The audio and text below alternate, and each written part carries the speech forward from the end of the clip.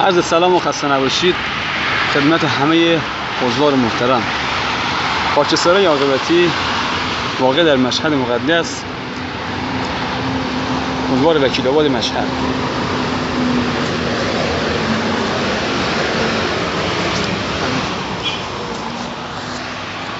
انواع پارچه‌های چادری، چادر مشکی، چادر نه سفید،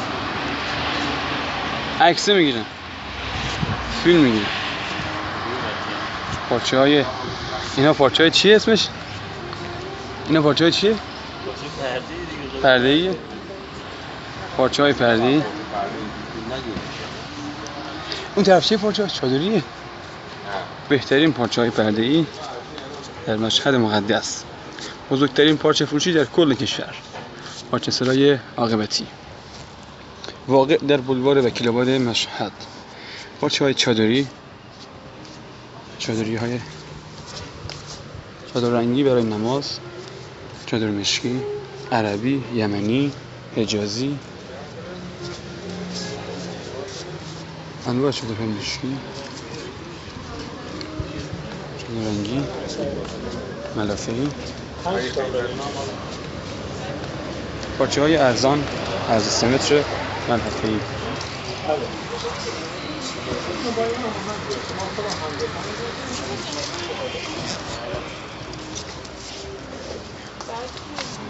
پارچه‌های کت شلواری،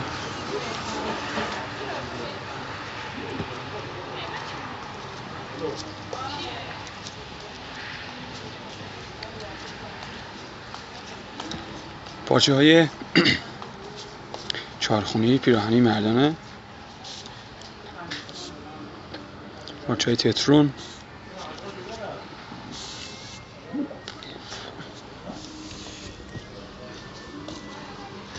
پارچه‌های ترمه،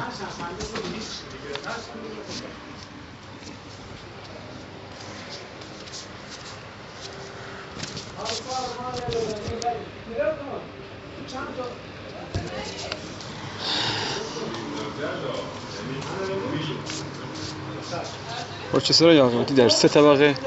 طبقه منهای 1 پارچه‌های حراجی ارزان قیمت، پارچه از متر 1500 الی 65000 تومان. طبقه دوم، طبقه بالای اینجا باشه، پارچه‌های مانتویی، ژاکارد، کارای کرپ، انواع کرپ 260 رقم کرپ،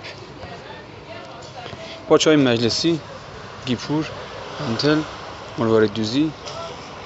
موفق و مؤید باشید.